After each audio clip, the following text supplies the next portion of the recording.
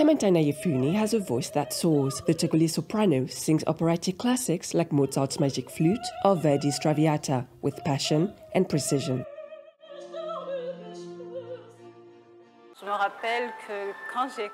When I first started performing classical solos in my choir, some people would laugh at me. They would say, "Where is this going to take you?"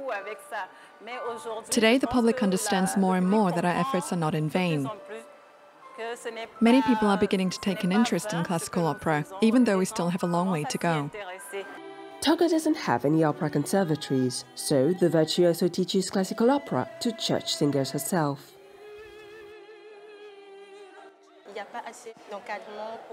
There is not enough guidance to help us young people to reach the level of musical professionalism required to make a career out of it. The choir usually only learns religious songs to be performed at Mass. Clémentine tries to broaden their repertoire and technique.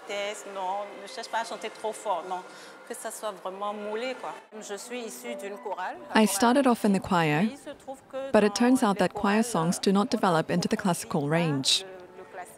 So from time to time, we schedule exercises and for my performances as well, before I come on stage.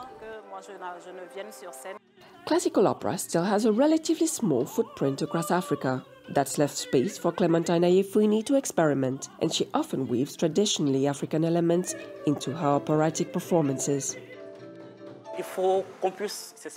We have to be able to express ourselves in our language. That's why we added a little Afro music to classical music. Togo's greatest operatic soloist has so far had a 30-year career. As she continues to construct her legacy, she hopes to one day reach the heights of Jessie Norman, one of the most renowned operatic sopranos of the last 50 years.